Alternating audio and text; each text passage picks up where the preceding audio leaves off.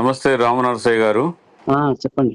తెలంగాణ ప్రభుత్వం అమలు చేస్తామన్న 6+1 గ్యారంటీల పరిస్థితి ఆచరణలో ఎలా ఉంది? కాంగ్రెస్ ప్రభుత్వం అయితే అధికారంలోకి రావడానికి అయితే పనికొచ్చింది తప్ప ప్రజలకు ఉపయోగపడే పద్ధతుల్లో లేవు. 6 గ్యారంటీలు ప్లస్ 7వ గ్యారంటీ అని చెప్పి స్వేచ్ఛా ప్రజాస్వామ్యం పేరుతోటి రేవంత్ రెడ్డి గారు కూడా ఒక హామీ ఇచ్చిండు. ఈ రాష్ట్ర ప్రభుత్వం ప్రజల ప్రభుత్వం, ఇది ప్రజాస్వామిక హక్కులను స్వేచ్ఛను కాపాడదని చెప్పిండు. ఏ ఒక్క వాగ్దానం సక్రమంగా పత్తలు ఈ 6 గ్యారంటీలు ప్లస్ 7వది స్వేచ్ఛా ప్రజాస్వామ్యం ఏది సక్రమంగా అమలు జరగట్లేదు ఈ రాష్ట్రంలో.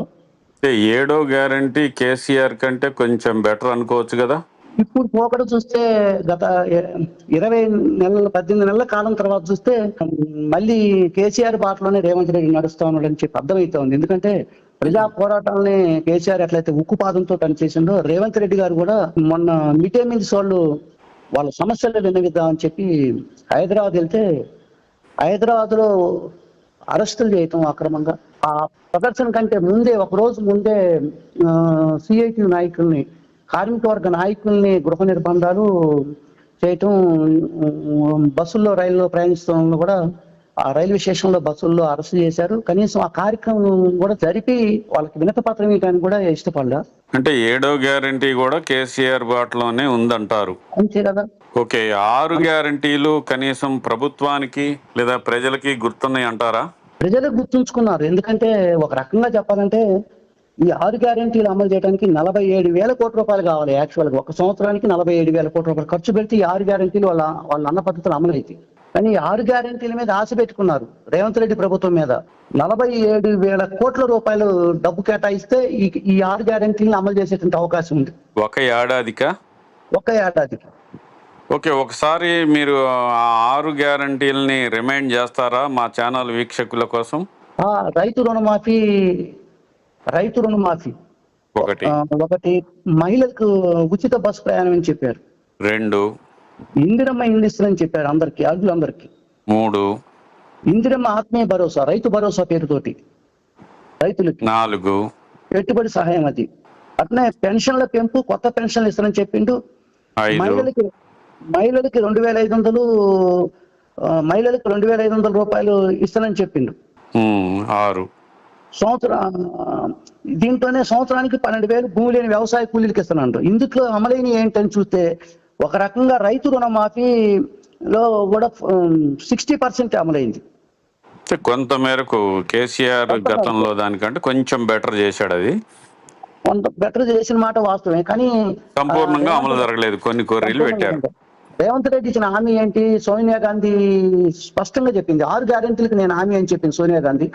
రేవంత్ రెడ్డి గారు వరంగల్ డిక్లరేషన్ లో చాలా స్పష్టంగా చెప్పిండు, మేము అమలు చేసే పూచి మాది అని చెప్పి చేసిండు. దానికి 41,000 కోట్ల రూపాయలు ఖర్చు అవుతుందని చెప్పి, దానికి మళ్ళీ చివరికి వచ్చేసరికి 31,000 కోట్లు ఖర్చు అవుతుందని చెప్పి 19,000 కోట్లే డబ్బు కేటాయించి అమలు చేయడం ఫలితంగా ఈ రోజు 2 లక్షల రూపాయలు ఎవరైతే తీసుకున్న రైతులు 35% రైతులు ఈ రోజు రుణమాఫీ కాలేదు. ఈ రోజు 2 లక్షల రూపాయలు రుణమాఫీ. అంటే ఉచిత బస్సు ప్రయాణం సక్సెస్ అయింది అనుకుంటా.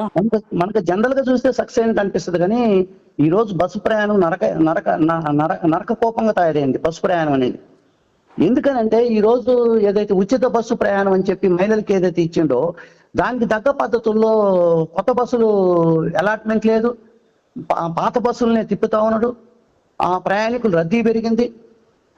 దీంట్లో తగ్గులాట కూడా జరుగుతూ ఉంది బస్సుల్లోని సీట్ల కాడ. అంటే అంత దారుణంగా ఈ ఉచిత బస్సు ఇప్పుడు ఆ పథకాన్ని రద్దు చేయమంటారా? రద్దు చేయమంటారా? ఆ ఉచిత బస్సు సక్రమైన పద్ధతిలో మహిళలు సక్రమైన పద్ధతిలో ప్రయాణం చేయాలంటే కొత్త బస్సులు పెంచాలా, ఉన్న బస్సులను కూడా కండిషన్ బస్సులు పెంచాలా, సిబ్బంది సంఖ్యను పెంచాలా, అవన్నీ సక్రంగా చేస్తే తప్ప ఈ ఉచిత బస్సు పథకం కూడా సక్రంగా అమలయ్యే పరిస్థితి లేదు. ఓకే, ఒక్కొక్క హామీ గురించి ఒక్కో ఎపిసోడ్ మాట్లాడదాము. ఈ ఎపిసోడ్ లో ఇందిరమ్మ ఇళ్ల గురించి చర్చిద్దాం. ప్రభుత్వం ఈ పథకానికి టోటల్ గా ఇందిరమ్మ ఇంటి నిర్మాణ పథకానికి ఎంత బడ్జెట్ కేటాయించింది, ఎన్ని ఇళ్లు ఇస్తామన్నది, ఇంతవరకు ఎన్ని ఇచ్చింది? మొన్న రాష్ట్ర ప్రభుత్వం మొన్న బడ్జెట్ లో కేటాయించింది 9,184 కోట్లు. కానీ యాక్చువల్ గా వీళ్ళు చెప్పింది ఎంత? అసెంబ్లీ సాక్షిలో చెప్పింది 4,50,000 ఇళ్ల నిర్మాణం చేస్తాం ఈ సంవత్సరం ఈ బడ్జెట్ లో అన్నారు. 4,50,000 ఇళ్ళు. ఓకే, దానికి ఎంత ఖర్చు అయింది మొత్తం? దీనికి 22,500 కోట్లు ఖర్చు అయింది. 28,500 కోట్లు. 22,500 కోట్ల రూపాయలు ఖర్చు అయింది. 22,500 కోట్లు. దీనికి కేటాయించింది ఎంత? 9,184 కోట్లే. అంటే 13,316 కోట్ల రూపాయలు ఇంకా డబ్బులు తీసుకురావాలి. ఎక్కడి నుంచి చేస్తారు బడ్జెట్ లో కేటాయించకుండా? ఒక రాష్ట్ర ప్రభుత్వ బడ్జెట్ అనేది అంటే విడతల వారీగా చేస్తారేమో. విడతల వారీగా చేసిన ఈ సంవత్సరానికి కదా బడ్జెట్ పెట్టేది రాష్ట్ర ప్రభుత్వం. మరి రాష్ట్ర ప్రభుత్వం సంవత్సరానికి బడ్జెట్ పెడితే ఈ సంవత్సరానికి ఖర్చు ఎంత? 4.5 లక్షల నెలలకి 22,500 కోట్లు అయితే 9,184 కోట్లు కేటాయిస్తే ఇంకా 13,300 కోట్ల రూపాయలు ఇళ్ళకి ఇవ్వాలి కదా. ఇప్పుడు ఈ సంవత్సరం ఎన్ని ఇళ్ళు ఇవ్వాలి మొత్తం? ఈ సంవత్సరం 4.5 లక్షలు ఇళ్ళు ఇవ్వాలి. ఈ సంవత్సరం ఇవ్వాల్సిన ఇళ్ళకి సరిపడా బడ్జెట్ కేటాయించలేదు మీరు అనేది. కేటాయించలేదు. ఇంకా 13,316 కోట్లు కేటాయిస్తేనే 4.5 లక్షల కోట్ల ఇళ్ల నిర్మాణం అనేది జరిగిద్ది. వాళ్ళు ఇంకో మాట కూడా చెప్పారు, మేము ప్రతి నియోజకవర్గానికి 3,500 ఇళ్ళు ఇస్తామంటున్నారు. ఎట్లా సాధ్యమైంది ఇది ఈ డబ్బుతోటి? ఓకే అండి, ఇప్పుడు ఒక్కో ఇంటికి ఎంత కేటాయించారు? 5 లక్షలు కేటాయించారు. 5 లక్షలు. ఇప్పటికేమైనా నిర్మాణం జరిగినాయా? స్టేట్ లో ఎన్ని నిర్మించారు ఐడియా ఉందా? మోడల్ గ్రామాలుగా కొన్ని రాష్ట్ర వ్యాప్తంగా మోడల్ గ్రామాలుగా కొన్ని గ్రామాలు ఎన్నిక చేశారు. వాటిలో మధుర మండలంలో చిలుకూరు ఇచ్చారు. నేను ప్రత్యక్షంగా పర్యవేక్షణ చేశా. చిలుకూరు పరిస్థితి ఎలా ఉంది? అసంపూర్తిగా మిగిలిపోతాను ఇల్లు. పూర్తి నిర్మాణ ఖర్చు భరించలేని పరిస్థితి వచ్చింది. అంటే గవర్నమెంట్ ఇచ్చే 5 లక్షలతో ఇప్పుడున్న పెరిగిన ధరల మేరకు ఇంటి నిర్మాణం పూర్తి చేసుకోవైతే కావట్లేదు అంటారు. కావట్లేదు. 8 లక్షలు నేను దెందుకూరులో సర్వే చేశాను. ఒక ఇంటి నిర్మాణం జరుగుతూ ఉంటే అక్కడ సర్వే చేశా. ఎంత అవుతుంది ఒక ఇల్లు మినిమం సౌకర్యాలతో? మినిమం 8 లక్షల నుంచి 10 లక్షల వరకు మినిమం 8 లక్షలు 10 లక్షల వరకు కూడా అవుతుంది. కొద్దిగా ఎన్ని గదులు మీరు చెప్పేది? ఎన్ని గదులు? ప్రభుత్వం ఇచ్చే నామ్స్ ప్రకారమే. ప్రభుత్వం ఇచ్చే నామ్స్ ప్రకారమే 8 నుంచి 10 లక్షలు అవుతుంది. గవర్నమెంట్ 5 లక్షలు ఇస్తుంది. 5 లక్షలు. ఇంకా మిగతా 3 లక్షల రూపాయలు సాధారణ పేద కుటుంబాలు అప్పులు చేసి తీసుకొచ్చి కడతారు. మరి ఈ అప్పులు తీర్చేది ఎట్లా? రోజువారీ జీవనం వెళ్ళటమే కష్టంగా ఉంది. ఈ రోజు ధరలు పెరిగిన విపరీతంగా, వ్యవసాయ పనులు తగ్గిపోయినాయి, ఇతరతర ఉపాధి పనులు కూడా తగ్గిపోయినాయి. ప్రత్యేకించి ఏం చేస్తే బాగుంటుంది అంటారు? 10 లక్షలు కేటాయించాలి ఇంటికి. ఇప్పుడు ఉన్న వాళ్ళు చెప్పిన లెక్కల ప్రకారం ఇవ్వట్లేదు. సంవత్సరానికి వాళ్ళు చెప్పిన ఇళ్ల నిర్మాణంకి సరిపడా బడ్జెట్ కేటాయించలేదు అంటున్నారు. మరోవైపు సీఎం గారేమో మా దగ్గర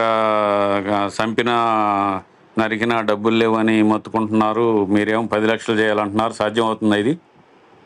ఎందుకు సాధ్యం కాదండి? ఈరోజు రాష్ట్ర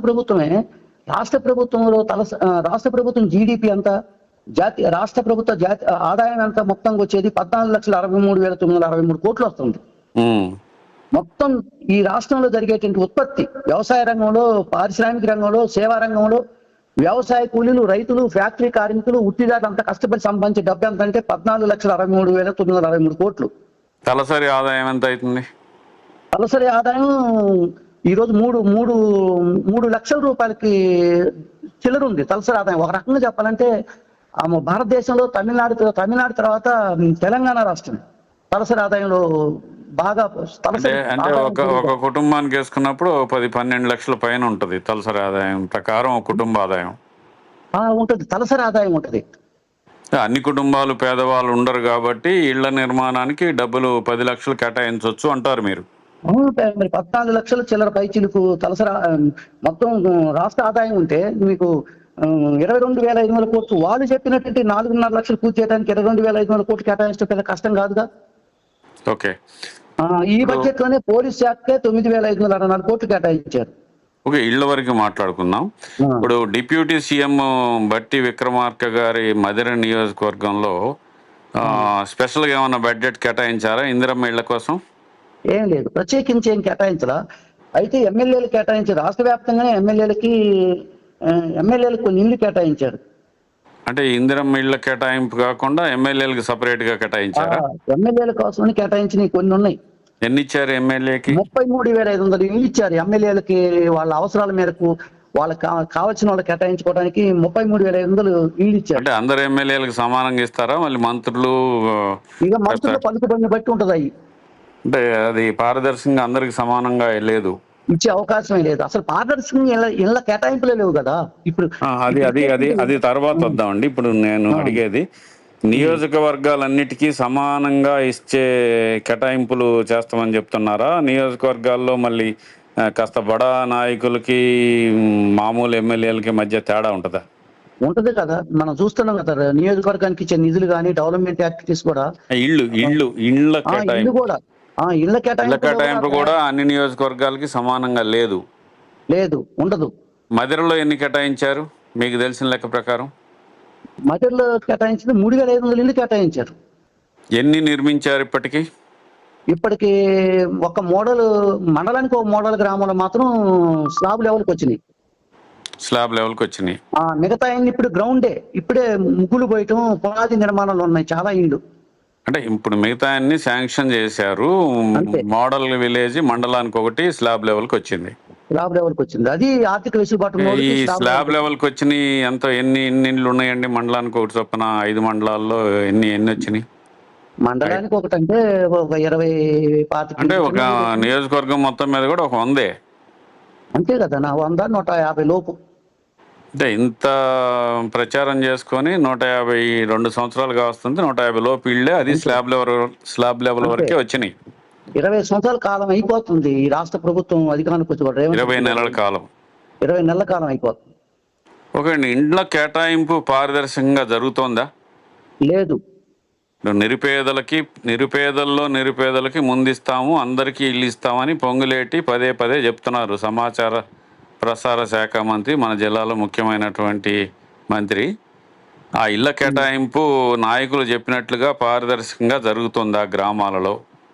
లేదు. గ్రామాల్లో కాంగ్రెస్ పార్టీకి అనుబంధంగా ఉన్నటువంటి కాంగ్రెస్ పార్టీ కార్యకర్తలకి వాళ్ళతో ఉన్నటువంటి వాళ్ళకి ఇల్లు కేటాయిస్తా ఉన్నారు. వాస్తవంగా ఇందిరమ్మ ఇళ్ల కేటాయింపుల్లో వితంతువులకి వికలాంగులకి ఒంటరి మహిళలు ప్రాధాన్యత ఇవ్వాలి. ఇస్తున్నారు అలా?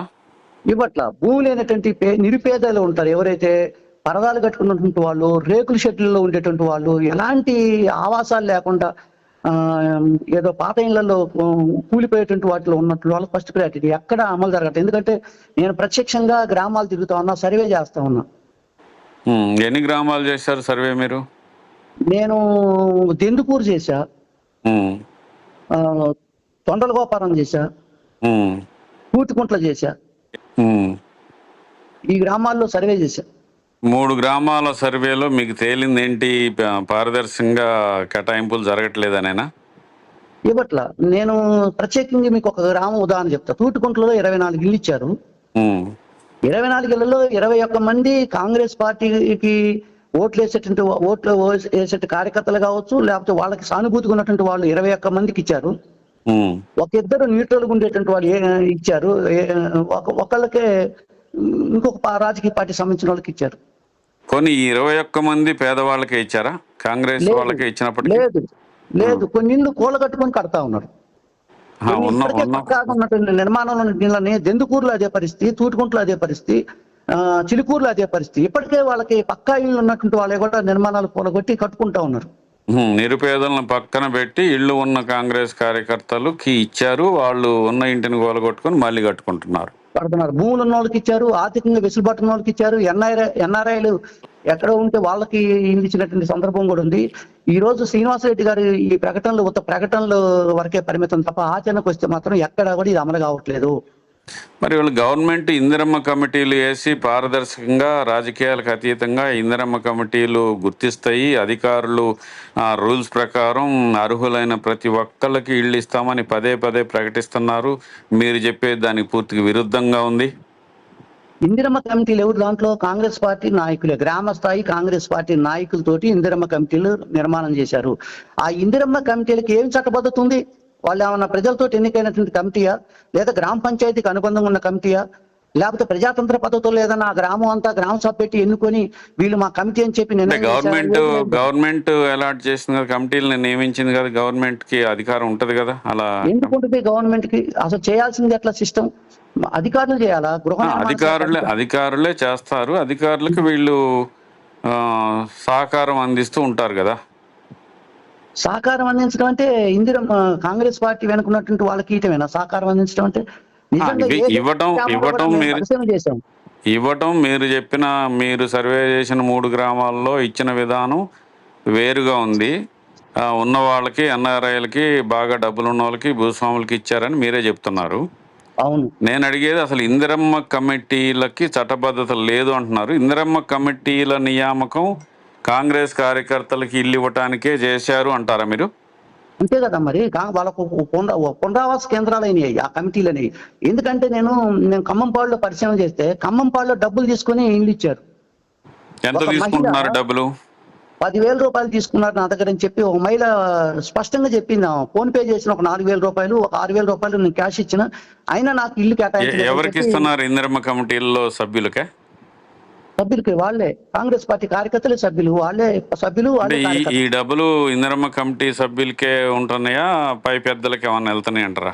లేదు లేదు, కమిటీల స్థాయికే పరిమితం. మరి ఇది వాళ్ళ గవర్నమెంట్కి నష్టం కలిగే పనే కదా ఇందిరమ్మ కమిటీల ద్వారా?